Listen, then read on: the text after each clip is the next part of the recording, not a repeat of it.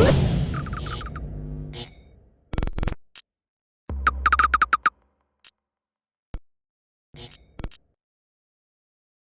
Twitter the other day why fighters don't fight for the IBF title or don't always chase the IBF title. How much, if at all, was the rehydration clause a factor of you not chasing the IBF or fighting DeGale?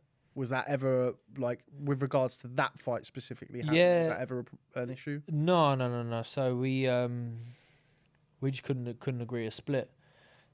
Can't imagine that. Yeah, we just couldn't agree. We just both of us just too bullish in our thoughts. You know, like neither of us wanted to give the other one anything.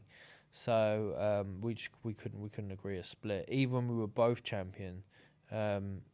Which would have taken out the rehydration clause if you'd have unified. So that would have been a problem. I didn't know that. Yeah. Oh, that would have been interesting.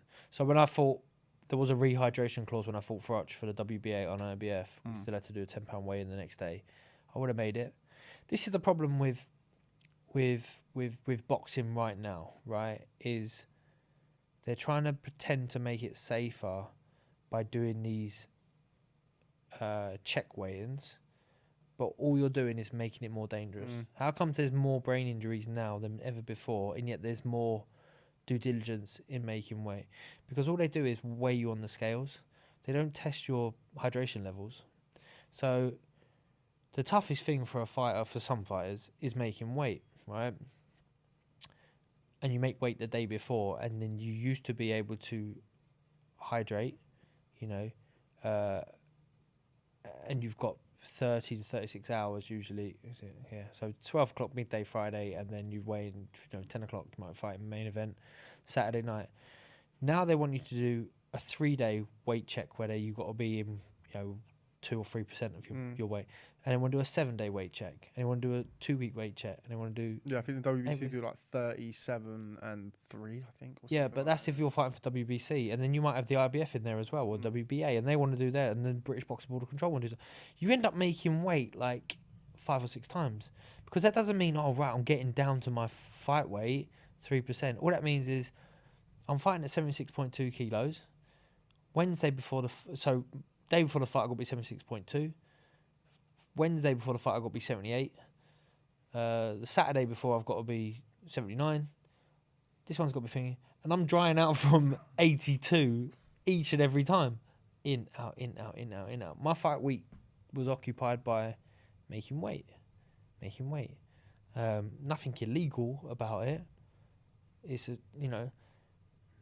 WBC. When I fought for the WBC title, they gave me in the build up to it. They gave me a sweatsuit. I've got it. It's the best sweatsuit I've ever had.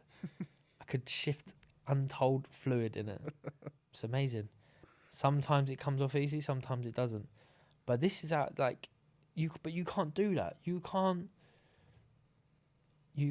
like test fighters' hydration levels because it's not fair. Like, it's not fair.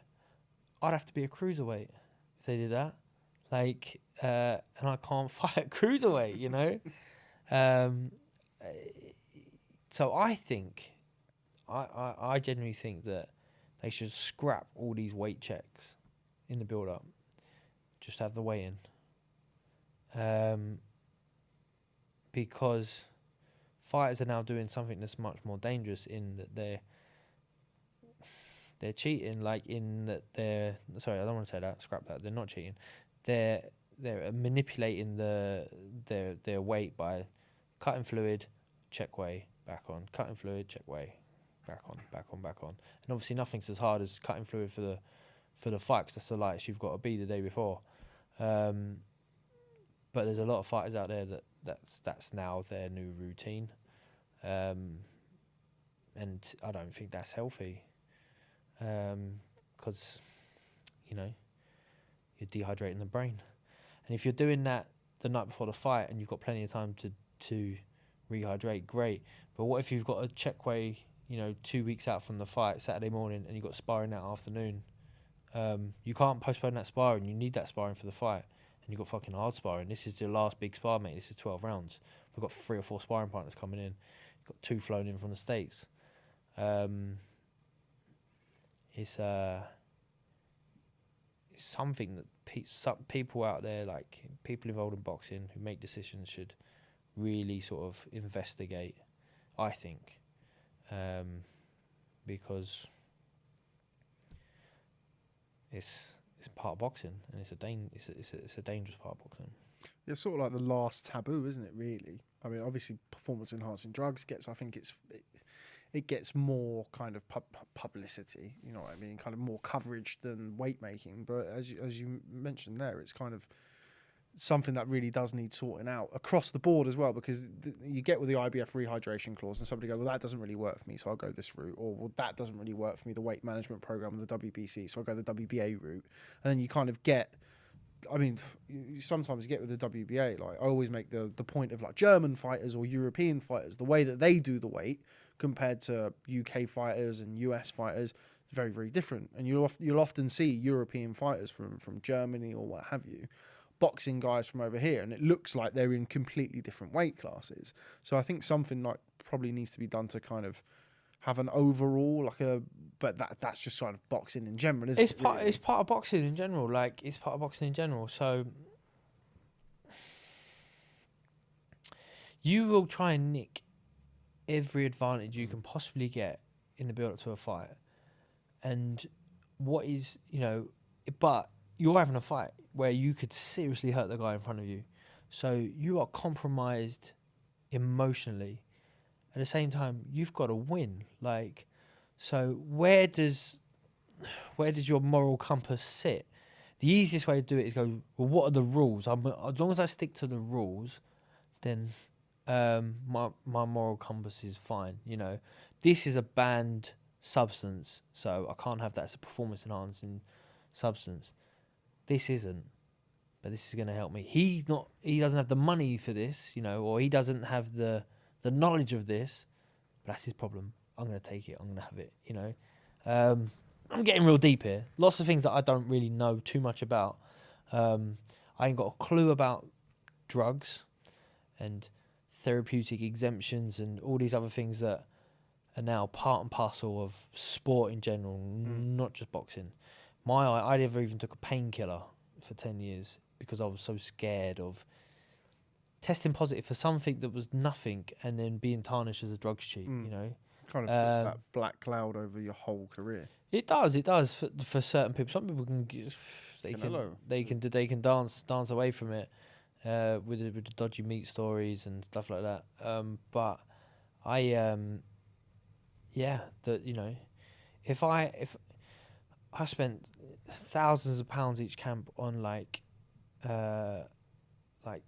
food, nutrition, supplementation, that's an advantage. That's an advantage. Is that a fair advantage if the other guy ain't getting it? I had my gloves were handmade Grant gloves. It cost me $500 a go, but it's because they were amazing. And then I could supply my partner, my opponent with Grant gloves, but he ain't getting the bespoke ones that cost $500. He's getting the factory run ones. Yeah. My gloves are better than his, but they're still Grant. And they're both legal. They're both sanctioned, by the British Boxing Board Control or whoever the wider sanction body is. So it's loads of advantages you can nick in boxing. Home advantage, fucking having people on your side, and so it's difficult with your moral compass. Like, you can only really stick to what the rules are as such. And I just think this hydration stuff that's come in now, speaking as a fighter who was a super middleweight, a big super middleweight, who had to manipulate his weight throughout camp to appease the weight checks, just like I did on fight, just like I did for the weigh-in. So I've got nothing. I'm the one taking a risk here because I'm the one who's training with, dehydrated. I'm taking the risk. Everyone cuts weight on fight night for the weigh-in. Some people like to do it for a week beforehand. Some people like to crash it out the night before. There's very few and far between who don't have to take anything off, to make a championship weight and then fight. So that might be something. It's the first time I've actually spoke about it publicly, but it's something I've been thinking about for a long time now. I don't have the solution. I don't have the answer. I don't have a better suggestion for health and safety in boxing, but I don't think the check weights are the way to do it.